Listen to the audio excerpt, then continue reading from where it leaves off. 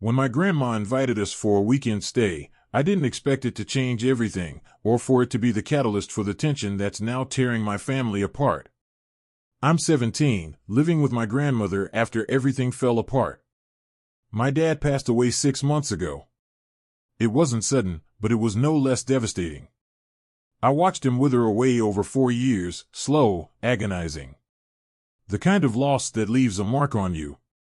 It's hard to explain, but there's this emptiness now, this quiet. His presence is still everywhere. The coat he wore on Sundays, the book stacked next to his chair. It's like he's still here, but not really. The pain never really goes away, no matter how much I try to move on. My mom and sisters seem to have done it. They cried, they mourned, but after a while, it was like he'd never existed. I don't know how they do it. Maybe I'm the one still stuck in the past. But for me, the world is just quieter without him. For the last 6 months, I've been trying to keep it together.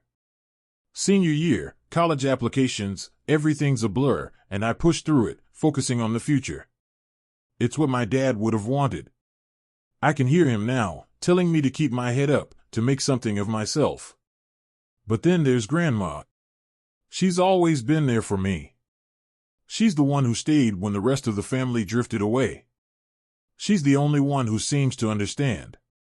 We talk, we laugh, and even though the loss of Dad weighs on her, too, I can see her strength.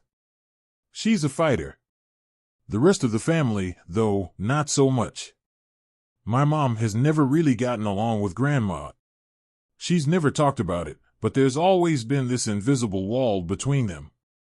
My sister follows her lead, and I guess I've always just accepted it, until now. After Dad passed, it was like that wall turned into a fortress. Mom didn't even call Grandma after the funeral. She didn't even pretend to care. And my sister? She went back to college like nothing had happened. I thought maybe, just maybe, my father's death would soften things. That his absence might bring us together. But it didn't. It just gave them an excuse to shut Grandma out completely. And I don't get it. Grandma never asked for much. She never demanded anything from them. But they shut her out anyway, and I couldn't stand it. I couldn't let it happen without at least trying to help her feel like she mattered. So, I kept in touch. I went to visit her every weekend, even when it wasn't convenient. Because no one else would. I thought, maybe when finals were over, we could all come together. I thought maybe, just maybe, my mom and sister would give it a chance. So when Grandma invited us for a weekend stay, I was hopeful. It seemed like a simple thing, a small step toward healing. But when I suggested it to Mom, her reaction was unexpected. "Why should I go?" she snapped, her voice cold. "If you want to be with her, go. But I'm done with that old hag. You don't know what she's really like." Her words hit me like a slap, and I couldn't breathe for a second. My heart pounded in my chest. It felt wrong, so wrong, to hear her talk about Grandma like that. Grandma, who had always been kind, who'd never asked for anything from us. I tried to explain. I tried to reason with her, to remind her of what Dad would have wanted. But it was no use. My sister agreed with Mom, nodding without a word, her face hard and indifferent. It felt like a betrayal. I left the conversation feeling empty, unsure of where I stood anymore. But still, I went. I went to Grandma's alone. It was hard, walking into her house without my family. She was sitting there, looking out the window when I arrived, her expression soft but tinged with sadness. She knew they wouldn't come. But she had invited them, all of us. When I sat down next to her, she gave me a small, tired smile.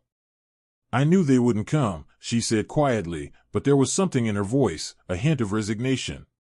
"But I wanted to give them the chance." And that's when she told me something I wasn't prepared for. She had to find someone to take over the family business. The company my dad had worked for, the one he built from the ground up. He had been working from home when he got too sick to go in. But in the last few months, none of us had really thought about the company. We were too focused on Dad's health, too consumed with the slow, inevitable decline. Grandma didn't say it in so many words, but I could tell she was struggling. This wasn't just about a business, it was about a legacy. My father's legacy. And now it was up to me, it seemed, to decide who would carry it on. But the weight of that responsibility felt crushing. I wasn't ready for it. I wasn't even sure I wanted it. How could I be? I still hadn't fully processed losing Dad. And now, I was being asked to step into his shoes, to take on something that felt too big for me. Your father always thought you'd be the one, Grandma said, her voice thick with emotion. He believed in you, in your strength. And now, I need to know if you're ready to step up. I froze. The room felt smaller, as if the walls were closing in. I could feel the heat of her gaze, heavy with expectation. And for the first time, I realized that my decision wasn't just about me. It was about my family, my father's memory, and everything he worked for. Suddenly, the weight of it all hit me like a tidal wave. What if I couldn't do it? What if I failed? What would happen to the business? What would happen to my family? The questions spiraled, twisting my insides. But deep down, I knew. There was no turning back. I had to make a choice. And whatever it was, it would change everything.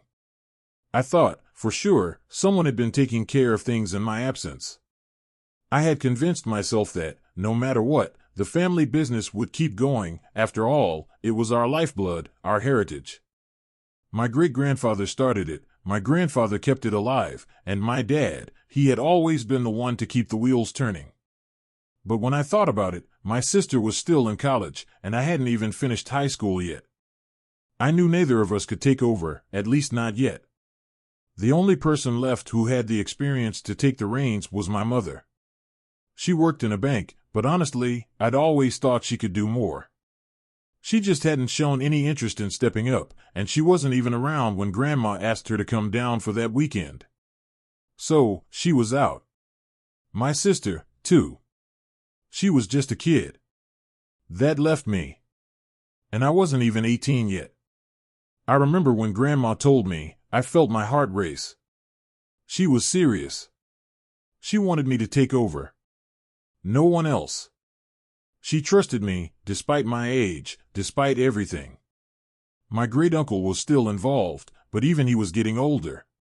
He was in his mid-60s and had been planning his retirement for years. Now, with my dad gone, he wasn't going to be able to carry much longer. My grandmother wasn't just asking me to take over a business. She was asking me to hold our family's legacy in my hands. It felt like the weight of the world was crashing down on my shoulders, and in a way, I was relieved. But also terrified. "Are you ready for this?" she asked me. "It's all yours now." I hadn't expected to answer that soon, but I didn't hesitate. I said yes. Yes, I could do it. Yes, I could rise to the challenge. I told myself I was ready, even if I didn't feel ready at all. But I didn't care. I would figure it out. My grandmother promised to handle everything for now. She'd guide me, mentor me, even pay for my college tuition. And I believed her. There was no going back. What I didn't expect was the way it all blew up after I called my mother. It wasn't meant to be a victory lap. I didn't want to gloat. I just needed her to understand she had lost. I had done the thing she was too proud to do, and I wanted her to know that. I wanted to say, if you'd been kinder, if you'd shown up when Grandma needed you, it could have been yours. But as soon as I told her, things went sideways. She didn't believe me at first, then called me a brat. A little petty even. "You're gloating," she snapped, her voice like ice. "No, I'm not. I'm telling you what you missed out on." "It's not my fault that you didn't care," I shot back, trying to stay calm, but I could feel the anger building in my chest. What did she think I was doing here? She shouted at me, all that venom rising. "How dare you rub this in my face," she hissed. "You have no right to talk to me like that." I didn't care. She hadn't cared about anything else for years, not even Dad. And when I brought up how she could have been the one sitting in my place now, her face twisted into something ugly. Her eyes screamed disbelief. She had wanted it to be handed to her without any effort. She wanted to just walk into the role like it was a party. No. It wasn't her turn anymore. The next day, I stood in my grandmother's living room, hearing the news that had me reeling. My mom and sister had arrived. But this wasn't some heartwarming reunion. No. They showed up with tears. Big, dramatic tears. The kind that felt wrong, like they'd been practiced in a mirror for days. "Please, forgive us," my mother said, her voice cracking like she was auditioning for a role in a bad soap opera. "If we had known this was why you invited us, we wouldn't have turned it down. We didn't understand." I couldn't help it. My stomach churned with disgust. This was the moment she decided to come crawling back? But the thing was, it was too obvious. Too painfully transparent. She didn't care about any of the years of neglect. She didn't care about the fact that she hadn't once asked about my grandmother since Dad passed. No, she was here for one reason, and it was written all over her face. She wanted in on the family business. She wanted the power. She wanted to take my place. I looked at my grandmother, whose lips were pressed into a tight, disappointed line. "I can't believe this," she muttered. "After everything, this is how she shows up." She was right. My mother didn't have a single ounce of real regret in her. Not even a glimmer of sincerity. She just wanted the position, and she thought crying would work. "I don't think you understand," Grandma said, her voice steady but cutting. "You don't get to waltz back into my life after all these years and expect things to go back to normal. I'm done with you." And with that, she turned to me. "You're the one I trust. Not her. Not anyone else. It's always been you, and now, it always will be." It was a moment I'd never forget. And somehow, it was also the moment everything changed. As I watched my mother stand there, struggling for words, I realized just how far they'd gone. The arrogance, the neglect, the lack of self-awareness. It had cost her everything. And in that moment, I couldn't help but feel almost vindicated. The air in the room felt thick, suffocating, almost, as my mother ranted, her voice rising, sharp with frustration. I could hear the strain in her words, the way she seemed to dig deeper into the hole she was already buried in. But when she finally stopped, panting, my grandmother didn't miss a beat. Without warning, she cut her off, her voice cold and steady. "You can go home," Grandma said, her eyes never leaving my mother's face. "I'm done listening to this. You've got no apology, no explanation for what you've done. And I'm not going to waste another minute entertaining your nonsense." My heart pounded in my chest as Grandma continued, her words hitting harder than any punch. "I've put up with your tantrums for years, for him, and I thought, maybe, just maybe, I'd give you a chance. I thought you might change. But you've shown me who you really are. You're not worthy of another second of my time." There was a pause, a silence so deep that I could almost feel the weight of it pressing down on us. I looked at my mother's face, expecting her to explode, but she didn't. She just stood there, frozen. Then, in a final act of defiance, my grandmother slammed the door in her face. I stood there, rooted to the spot, my heart heavy in my chest. Part of me felt a surge of pride that Grandma stood her ground, but another part of me felt nothing. I didn't feel the rage I thought I should. I didn't feel the guilt either. It was all so complicated. I didn't intervene because, deep down, I knew it wasn't my fight. But that didn't make it easier. I couldn't look at my mother, not then. She'd made her choices, just like I had. And in that moment, I realized I wasn't going back to her. Not after all of this. Later, when my mother and sisters started accusing me of being the problem, of not standing up for them, it twisted something inside me. I couldn't breathe, couldn't think straight. They wanted me to feel guilty. They wanted me to feel responsible for their anger, for their hurt. But what were they really angry about? The truth? The reality that they weren't going to win this one? The days dragged on, and the tension between us only thickened. I couldn't even go back to their place to grab my things.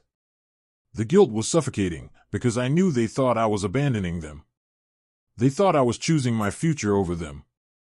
And maybe, in some way, I was. But they didn't know the half of it. It wasn't just about the business, not really. It was about freedom. The freedom to choose what was best for me, and to stop being the scapegoat in a family where nothing was ever good enough. The weight of their accusations gnawed at me. They didn't care about what I needed. All they cared about was how to make me feel small. So, I blocked them. It was the only way to get some peace. And it didn't matter how much they cried or cursed my name. I was done. Then, of course, they had to escalate it. My mother, always the drama queen, had a meltdown. The post they put up, accusing me of things that were so outlandish, I almost laughed. I knew what they were doing. They were playing the victim card, as they always did. I couldn't even bring myself to care, not anymore. They had their chance. They could have apologized, could have tried to make things right, but they didn't. They were only making themselves look worse. And it did get to me, but not in the way they hoped. I could feel my blood boiling, the unfairness of it all burning through my veins. I wanted to scream. I wanted to tell them exactly how wrong they were. But I didn't. Instead, I let it simmer. I let it all build up until it was more than I could bear. One day, I unblocked them. It wasn't easy, but I had to know, what exactly did they think they were going to achieve by painting me as the villain? I didn't waste time on pleasantries. I dove right in. What was that post for? I asked, my voice cold, the weight of every word sinking into the air between us. What are you trying to prove? My sister didn't answer. But my mother, she had something ready, something rehearsed. I had to do it, she said, her tone more defensive than apologetic. I had to let people know the truth. You're not who you pretend to be, not anymore. You've always been fake, always acted like everything was fine. And that was the final straw. I felt my chest tighten. All the years of pretending to be the family peacemaker, the one who kept it all together, were suddenly so pointless. You don't know me, I snapped, my voice cracking just a little. You don't know anything about me, about what I've been through, about what I need. And you never will. The silence that followed was deafening. For a moment, I thought she might finally see reason. But instead, she just threw another accusation my way, as if it would somehow make me cave, make me feel bad for her. But I didn't. Not anymore. I was done being the punching bag. Done being the one to always pick up the pieces after their mess. I knew I was doing the right thing, even if it didn't feel like it. Even if it hurt. But then came the realization, what now? What was I supposed to do when the only family I had left, the only family, was slowly becoming something I couldn't recognize anymore? I was seething, raging in a way I didn't even recognize. How could she be so unreasonable?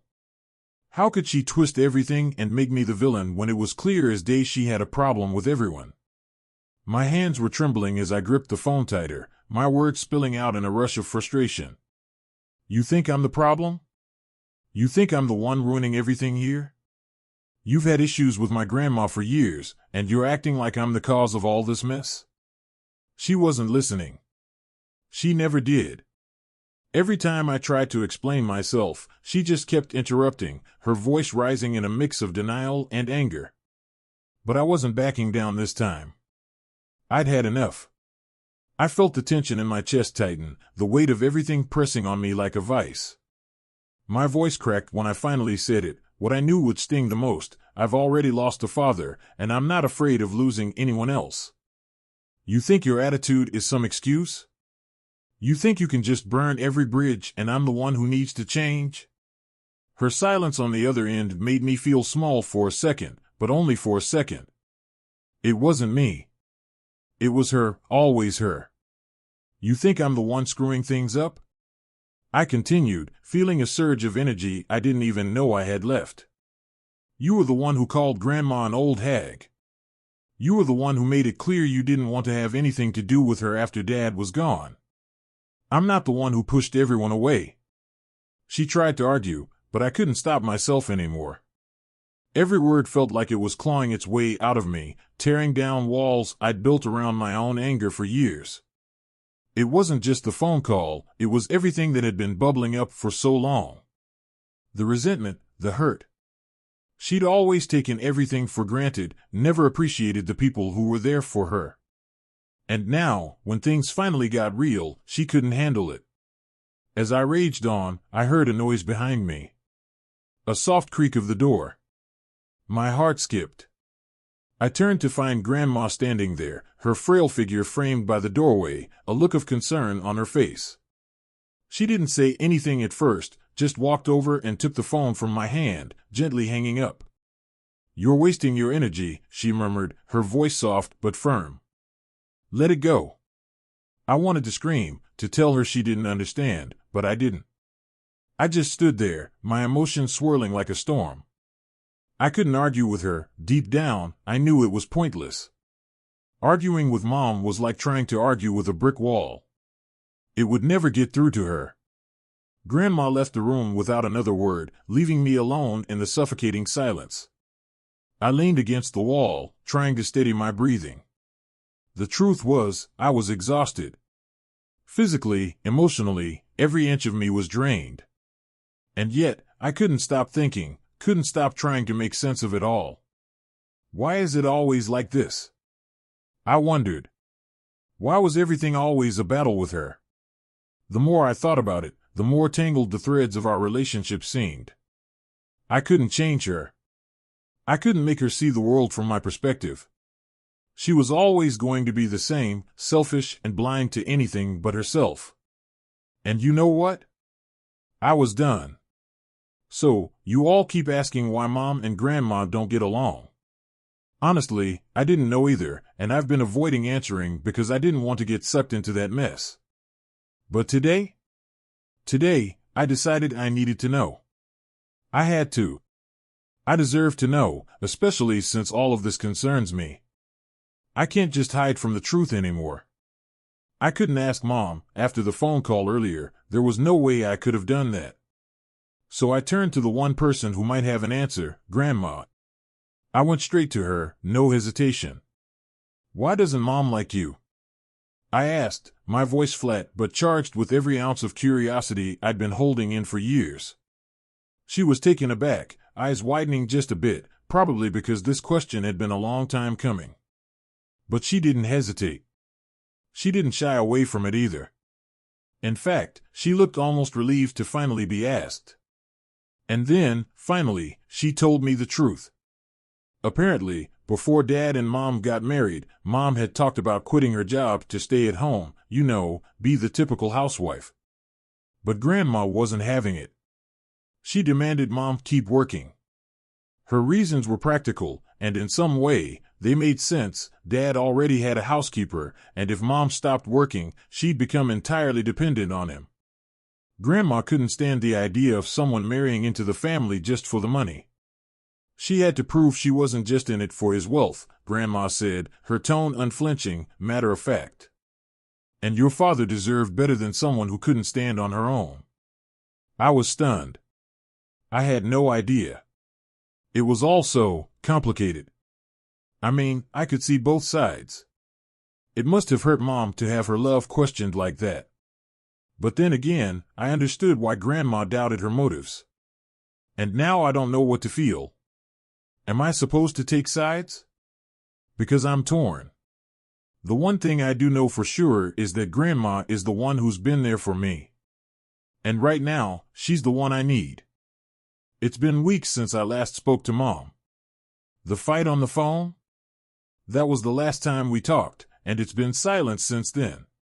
I saw it today. She took down the post. All the photos. Everything. It was like I never existed.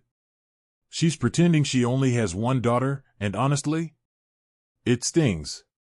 It hurts more than I thought it would. But I can't let it destroy me. This is her choice. And I'm sticking to mine. I've got to keep moving forward, even if she's not in my corner. And then, finally, a bright spot. I got into the business school. The one Dad wanted me to go to. I'd been working my butt off for months, and when I got that acceptance email, I could barely believe it. I'm in. I did it. Grandma was ecstatic. She was proud, and so was I. But it wasn't just about the school. It was about proving to myself that I could live up to the promise I made to my dad. This is just the beginning. The future's wide open, and I'm taking it. And if nothing else, I'll do it for him. As the tension continues to rise between family members, the stakes grow even higher. The emotional toll of these battles is undeniable, yet the path ahead remains unclear. In moments like these, it's crucial to reflect on the choices we make and how they shape the future. Can these relationships be mended, or is this just the beginning of a painful new chapter? Only time will tell. Thanks for watching, and don't forget to subscribe for more updates and deep dives into the stories that matter.